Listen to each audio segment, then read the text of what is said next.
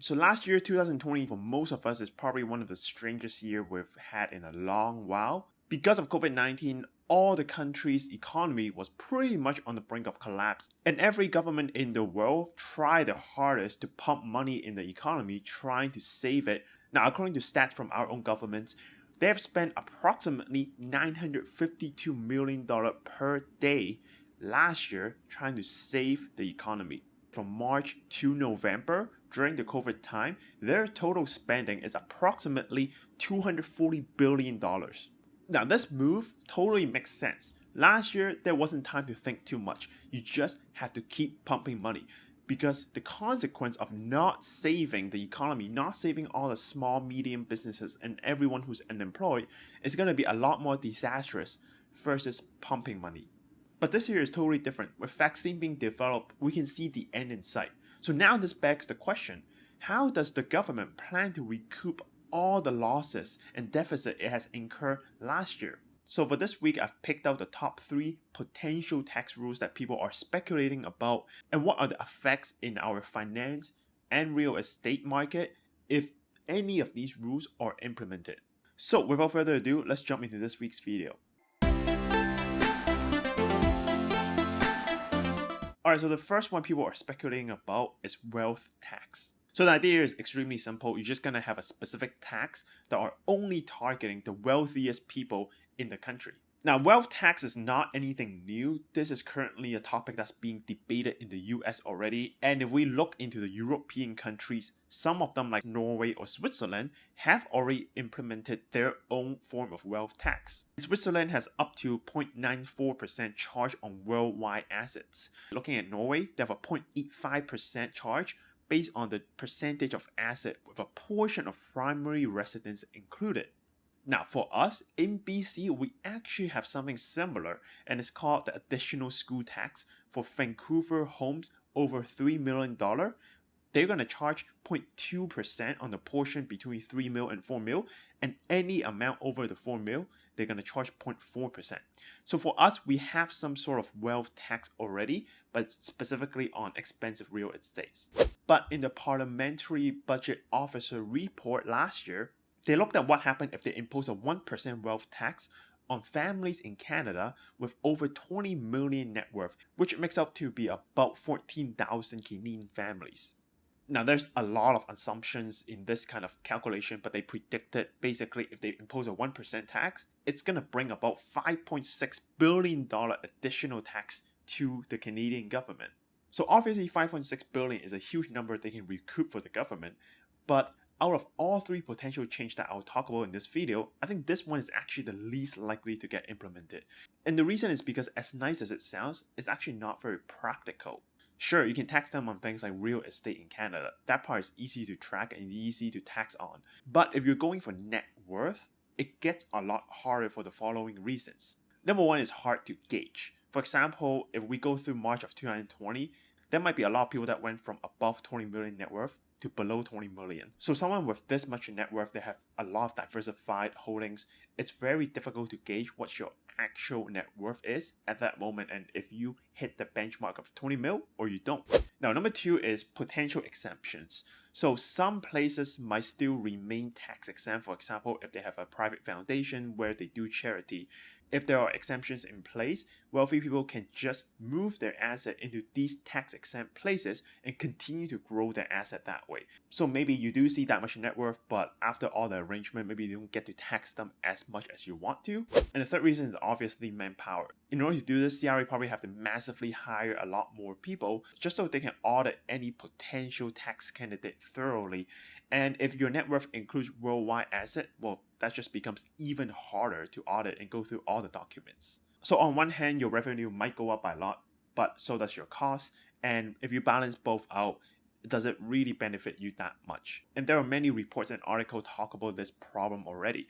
For example, CRA is already losing billions to potential tax revenues as it is.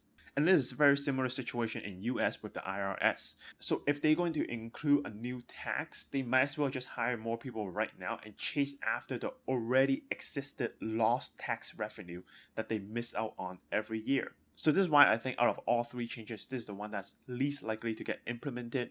And also, obviously, if it's implemented, it probably has no effect on the real estate overall because it only targets very niche amount of people. So moving on, let's talk about the second one, which is a principal residence tax. Now, before we move on, if you haven't already, make sure you click the link in the description below to join my private Facebook group where you can get more contents and ask questions in the group. Now, this is a hot topic last year. Ever since the introduction of capital gain tax in this country, principal residents have always been exempt, and it's always a very good place for you to store money and grow it overall in the long run because you don't have to pay any tax on the capital gain. But because of how much real estate have grown for the last 20 years across Canada, real estate now has both become a political and affordability issue. So government bodies have tried different things to cool down the market. For example, introducing a much tougher mortgage stress test to curb people from borrowing too much, and also doing things like foreign buyer tax, speculation tax to really try to target people looking to buy real estate and not use it as a home.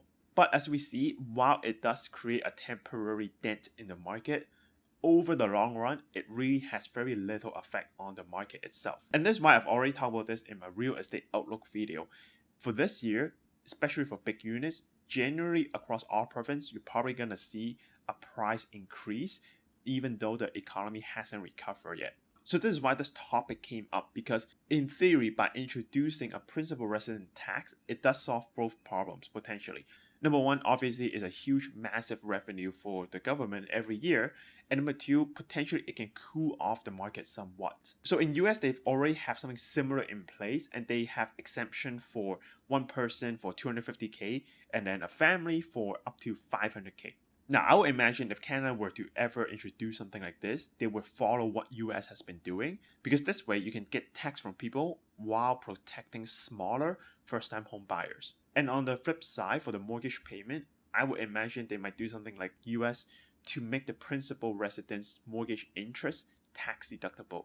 Because if you just implement the tax without giving some sort of tax benefit or some leeway back to the homeowners, it's technically a political suicide. Like you might be able to implement this, but you probably won't get elected again. So if I were the government and I have to choose from the three, this one would probably be the most likely because it's the lowest hanging fruit. This one is probably easiest to track because land title change is always on record, and also you can't really get around this rule. Usually people will try to solve problems by using corporations to hide some stuff, but when it comes to principal resident, there's no benefit to put it into a corporation. In fact, you can actually trigger a lot of taxable benefits potentially, so there are really no good ways to get around this if it is ever implemented. However, let's talk about the real estate effect, because I don't think the consequence is as simple as we think. So no matter how we implement this, maybe grandfather rule, a sliding scale, some sort of exemption, a combination of them, or none at all, it's gonna create different outlook for different parts of the market. So in the short run, if there's no grandfathering or exclusion, it's just a hard date, then you're going to see a lot of turbulence, because if it was me, I would want to sell my unit before the hard date is set in, just so I can trigger all that gain without paying tax. Then I can take all that money to buy a smaller unit or just rent and keep investing, because now storing my money in a principal residence no longer makes sense. But after all the dust is settled, when the rule is officially implemented, existing homeowners, the ones that still have their home after the rule is implemented, probably will choose to never sell their home unless they really have to, or they pass away and they pass it on to the next generation. And also, new homeowners might be discouraged from buying unless there's some sort of exemption. But anything over the exemption, they will still think twice before buying. So if existing homeowners don't like to sell and trigger all that gain, new homeowners don't want to buy too big of a house, then really there's not much activities going on in the market anymore. And then that might lead to builders have less incentive to keep building homes, which means supply will go down. But on the other side, our demand in the city itself, it's going to go up no matter you build houses or not. So if demand goes up, supply goes down, and people are more inclined to rent and invest the rest, then you might see and create an extremely competitive rental market in an already very tight space.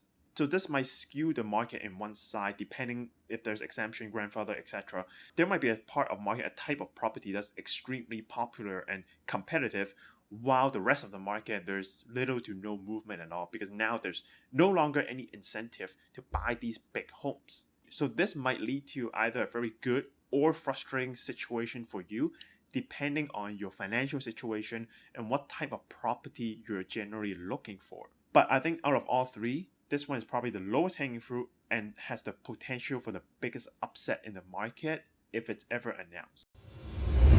So moving on to the last one, a hotly debated tax change is the capital gain inclusion. So basically right now capital gain, as we know, is 50% inclusion. So if you make 100k capital gain, only 50k will be counted and added to your income. There has been talks saying that maybe they should change it to 66% or all the way up to 75% inclusion. So now when you make 100k, maybe 75k will be added to your income as opposed to 50k.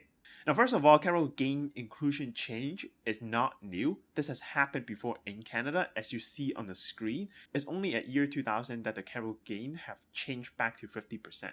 Now, in the article I was reading, they were saying that in 2015, Canadian taxpayers reported a $27 billion in taxable capital gain.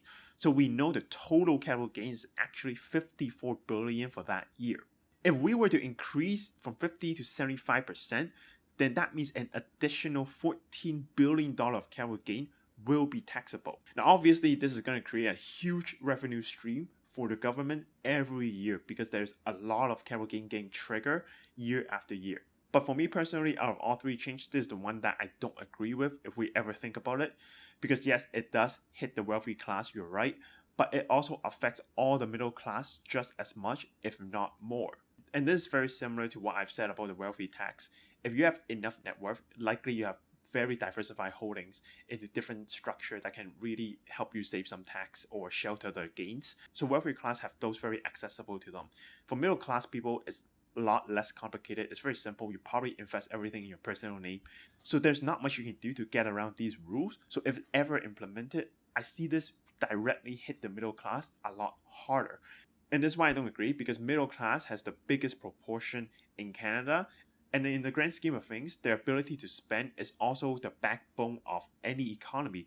And this is why when COVID happens, I agree with printing money, trying to save small and medium businesses, because that's really what circulates the money and run the economy. So if you're going to include a rule that directly hits them very hard, I don't agree with it. However, let's talk about what happens in the real estate side if it's ever implemented. So some CPA have suggested maybe a grandfather rule can be implemented. So any purchase made before a date, their capital gain in total is still going to be at the old 50%. Now, if a grandfather rule is in place, it will really reduce listing on the market. Because if I own all the investment properties, I would just not sell since they have been grandfathered in to be at the lower tax inclusion.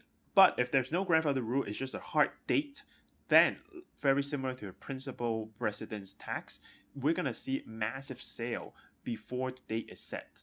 And this could potentially hurt home price significantly in the short run. However, there are also rules to get around this. For example, if I have an investment property, I really want to hold on to it even after the rule is implemented, then all I have to do is actually transfer it to a family member or someone else and trigger a deemed disposition. So I would voluntarily trigger the capital gain and be taxed at the 50% first, but still have it inside the family because I'm just transferring to another family member. However, this could make property investment a lot less attractive in the long run and thus less demand and bringing down the price overall.